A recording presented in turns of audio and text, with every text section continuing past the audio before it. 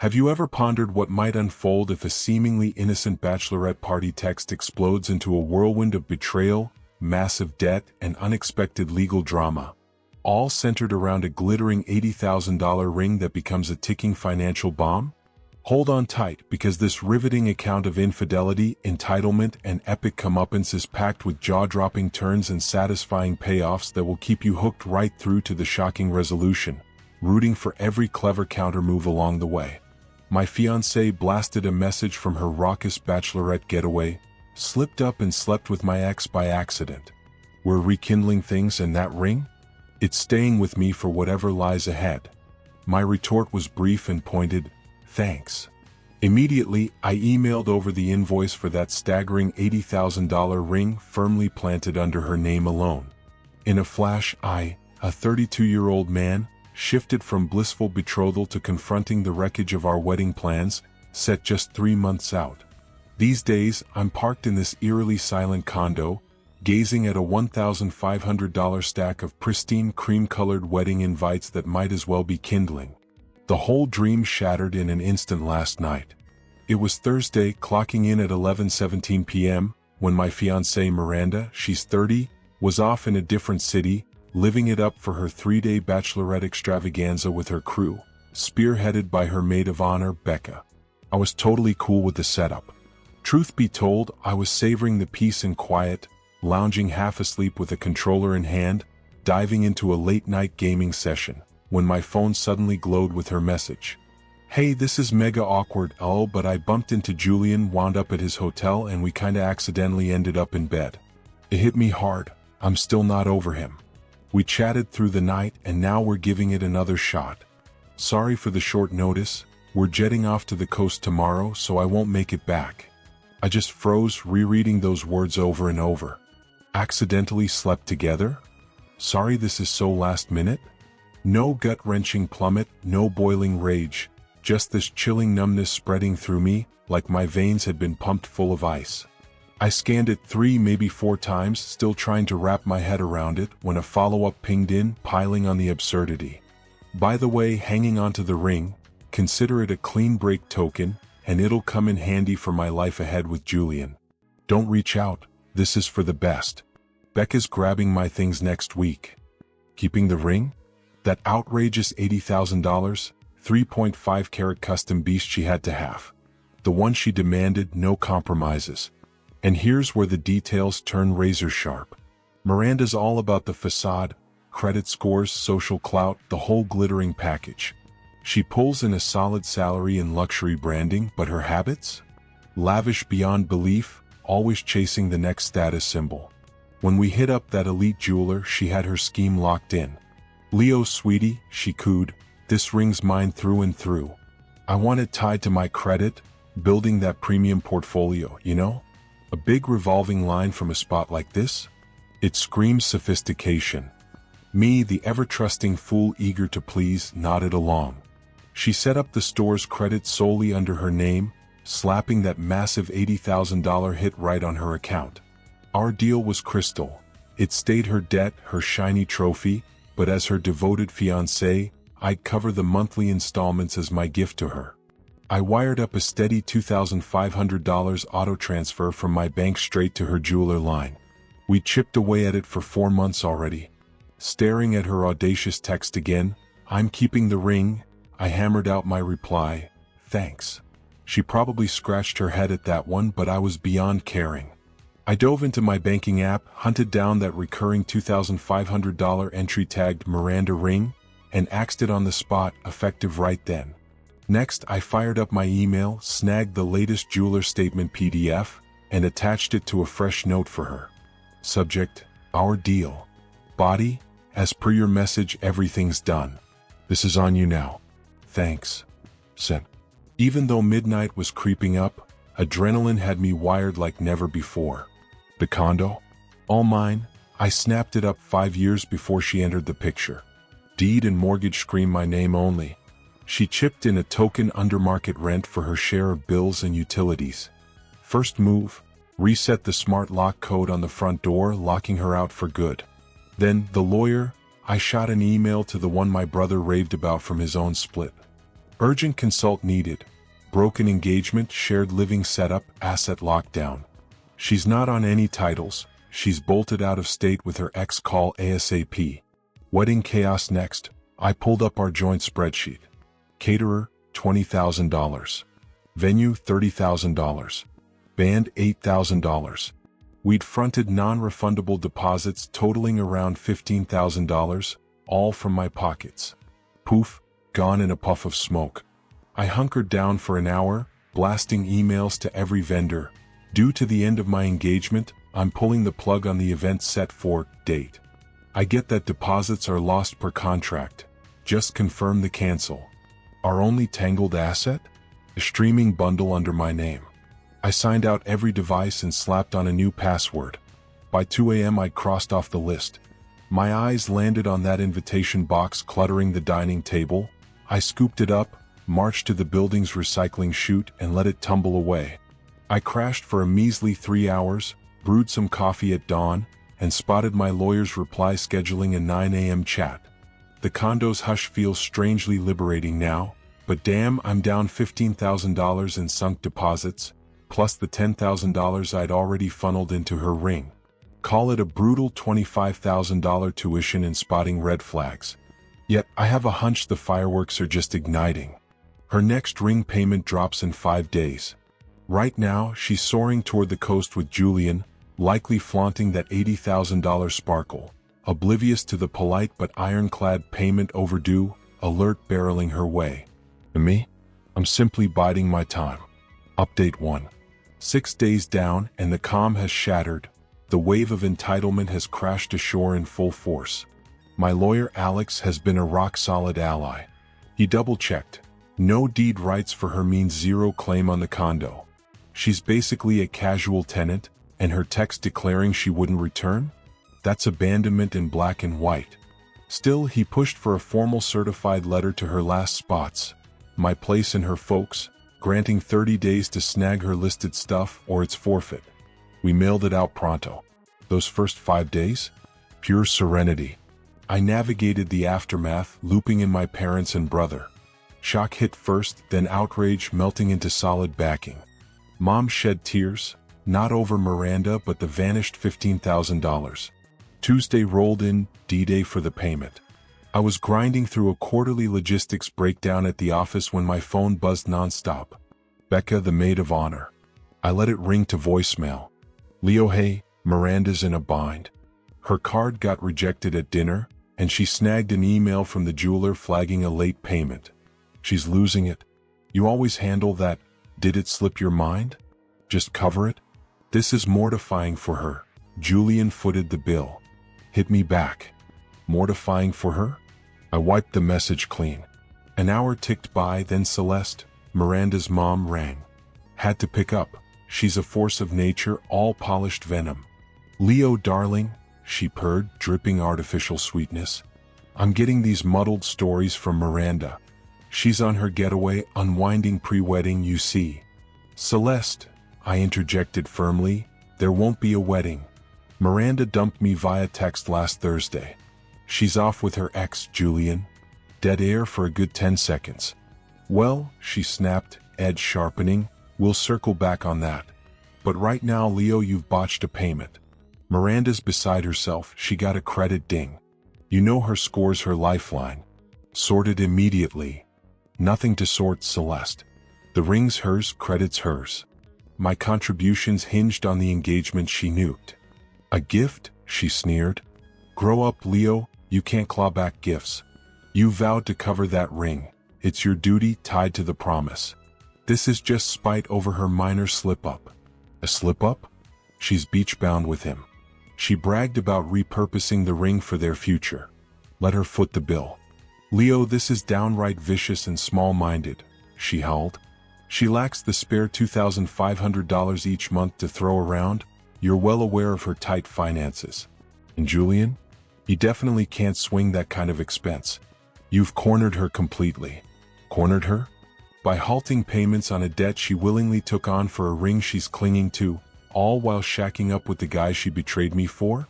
The twisted reasoning left me stunned. Celeste, we're done talking, I fired back. From here on, you and Miranda route everything through my attorney Alex. A lawyer? You're dragging in lawyers over a damn ring? No, I clarified. It's about her ditching her tenancy and arranging to collect her things. He'd be thrilled to chat about the ring with her counsel if she wants. Goodbye. I ended the call and immediately blocked her.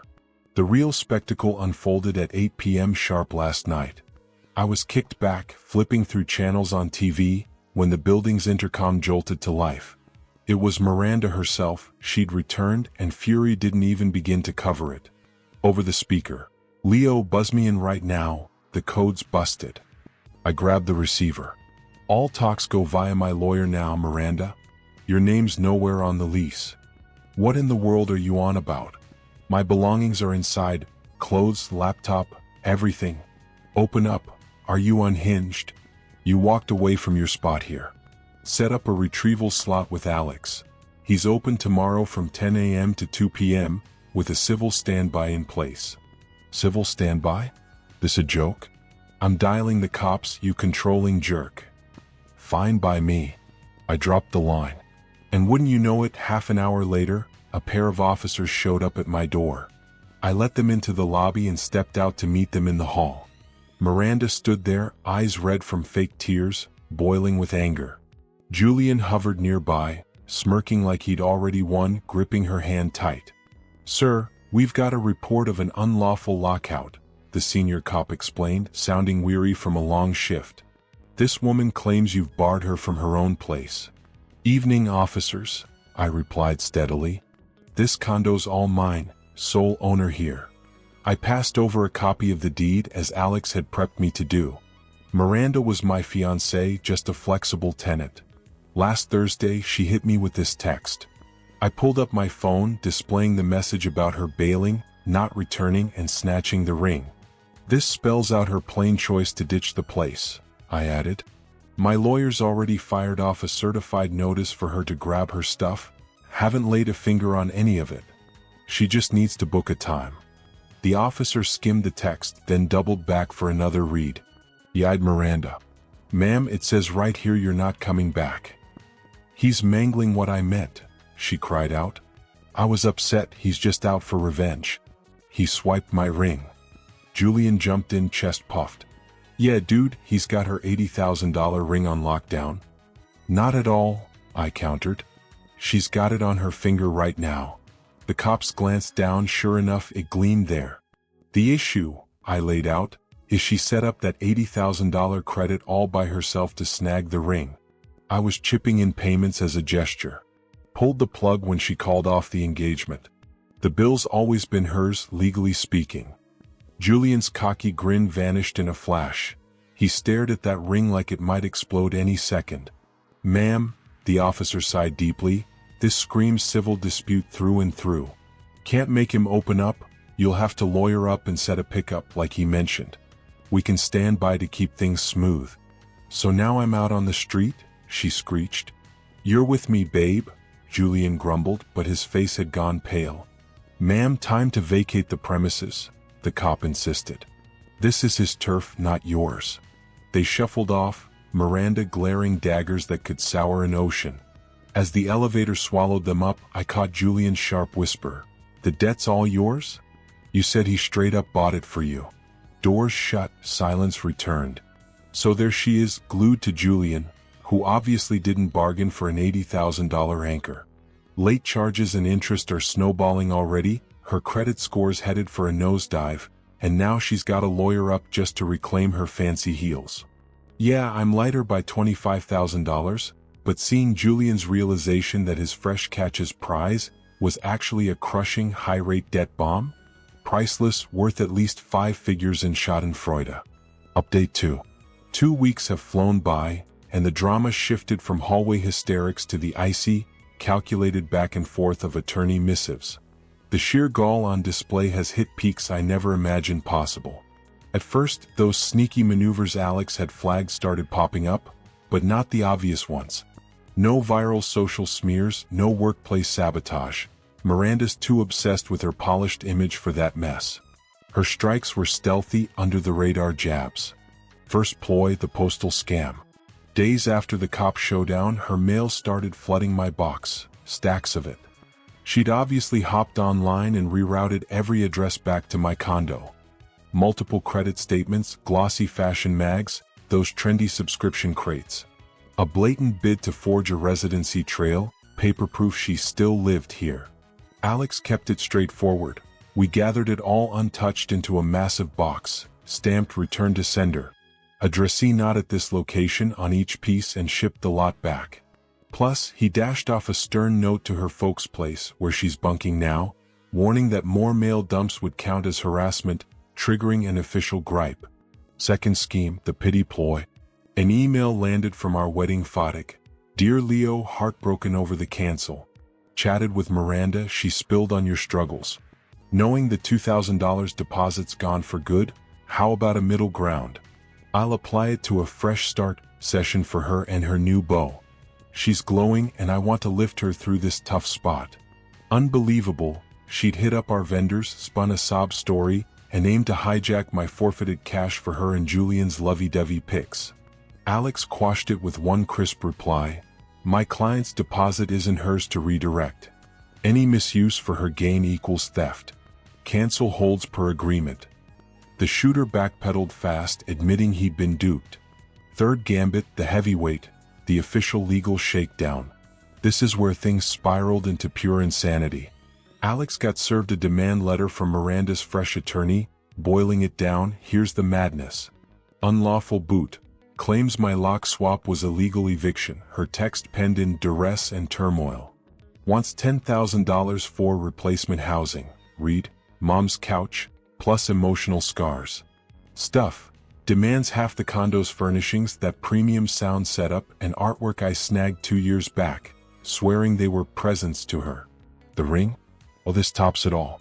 She owns up to the credit in her name but accuses me of tricking her into it with a spoken pact for full coverage. Demands I either swallow the whole $80,000 tab pronto or cough up $120,000, $80K for the bling plus $40K in punishment and credit fix fees so she can settle it. Basically, suing me to bankroll the ring she's flaunting while crashing with her ex. I burst out laughing. Alex just grinned.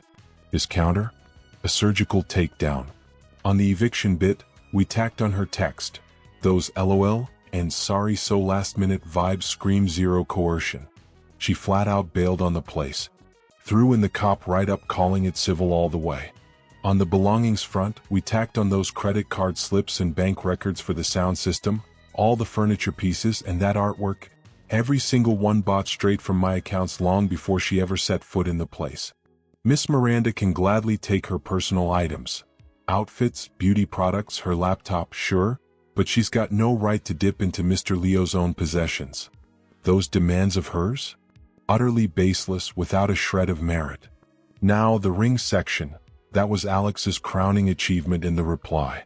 Your client, a savvy expert in the world of luxury branding, deliberately and enthusiastically secured that credit line solely under her name to boost her financial profile. She's no novice. She entered this as a fully informed participant. My client's contributions were always a gift tied to one key condition, the upcoming marriage. Yet, your client single-handedly shattered that by calling it quits. As laid out in her own words from that text, see Exhibit A, she's holding onto the ring tight. She can't have it both ways, clutching the prize while dodging the bill. My client's simple thanks, check Exhibit B, served as his clear nod to her revised rules. The obligation rests squarely with her. Push any harder on this and we'll hit back with a countersuit for ongoing harassment plus all our legal costs. What followed was total quiet for a solid 48 hours, like the calm before a storm. Then, out of nowhere, Julian rang me up from a hidden number, his voice dripping with panic. Dude, you've got to step in and help, he pleaded, sounding utterly broken. She's losing it completely. The jeweler's hounding her with calls around the clock, and now collection folks are piling on. It's barely 2 weeks in. Those rates are killer, man. She swore it was all squared away. I'm not. I can't get dragged into this mess. Sounds like that's between you two now, Julian. No, hear me out. She's talking about offloading it, but the appraiser quoted resale on that custom stunner at maybe $30,000 max. She's staring down a $50,000 deficit, man. Non-stop tears and outbursts. Her credit's already in ruins, she can't even snag a basic card anymore. Come on, just cover it for her. You cared about her once, right? This is destroying her world. Destroying her world? By me refusing to foot the bill for the ring she's still flashing while crashing at your place? We're finished here. Click, I ended it. Reality's crashing down hard now. That flashy $80,000 bauble? Barely fetches $30,000 on the second-hand market. She's blown past the first due date, and you can bet that penalty APR's kicked in, probably hovering at a brutal 29.99% on those boutique cards. She's buried under $50,000 plus, with the total swelling every single day. Her scores tanked into oblivion, and her shiny new flame just begged me to bail them out. The supervised pickup for her stuff hits this Friday. Honestly, I'm half dreading, half anticipating the showdown. Final update. This wraps it all up. The closing act. It's finally behind me. Friday dawned, time for that civil standby. Alex drilled it in. Stay courteous, avoid any sparks, have her gear all sorted, cataloged, and stacked by the entrance. I dedicated Thursday evening to the task. Folding clothes, packing endless pairs of shoes, those 15 varieties of skincare potions, her laptop, the array of styling tools. It stacked up to 14 hefty boxes. Right at 10 a.m., the same world-weary officer from before showed up, alongside Alex, knocking at my door. Out in the corridor, Miranda, her mom Celeste, and Becca. No sign of Julian. Smart move on his part, I suppose. He caught on quicker than I ever did. All right, the cop laid down the rules. Mr. Leo stays put inside. Ms. Miranda, you and your crew can haul those boxes from the doorway. No venturing deeper, no badgering him. Grab and go. Got it? Miranda looked drained, face ashen, eyes swollen from whatever storm she'd weathered. She gave a silent nod, avoiding my gaze entirely. Celeste, though, she radiated battle-ready vibes. I swung the door wide, their eyes locked on the towering 14-box pile. That's everything? Becca barked, incredulous.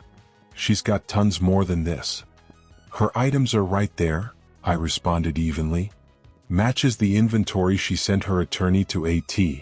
As they dove in, lugging boxes, Celeste made a sly move to slip past me toward the living room. Just a quick peek in the bathroom for her things. Alex blocked her path like a wall. Ma'am, stick to the foyer area. This is absurd. Celeste erupted. He's hoarding her valuables, I bet. Like what exactly? I pressed. Silence hung for a beat. That heirloom serving platter from my grandma. Box 4, I pointed out, marked kitchen. Miranda stayed mute, mechanically loading boxes onto the elevator. But as she reached for the final one, a compact stash of her non-ring jewels and cosmetics, she froze, locking eyes with me at last.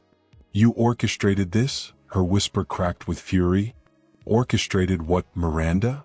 You schemed it all. You knew it'd crush me. You let me shoulder that massive debt. I stood there floored. Let you? You pushed for it, Miranda. You demanded the credit in your name. You should have halted me, she exploded, tears streaming. You knew I couldn't handle it if things went south. You rigged me to crash and burn. Rigged her? By going along with her own blueprint and covering the tabs? You were meant to cherish me, she sobbed. To shield me no matter my slips. You're heartless. Celeste wrapped her in a hug. Shush, sweetie, we'll drag him through court for every cent. This screams emotional torment, what he's pulled. Alex let out a weary breath. Celeste, enough with the bluster. You've got your stuff. Time to clear out or the officer steps in. The cop dipped his head in agreement. Miranda shot me one final, venomous stare. Savor it, Leo, in your barren, lifeless shell of a home. You triumphed. You shattered my existence. I'm left with zilch. You've got the ring, Miranda, I noted, gesturing to her finger. She recoiled from it like it scorched her skin. They vanished down the hall. The officer tipped his hat to Alex, gave me a quick nod, and headed out. Alex and I lingered in the now vacant entry. Well, he remarked, adjusting his tie, That was a spectacle.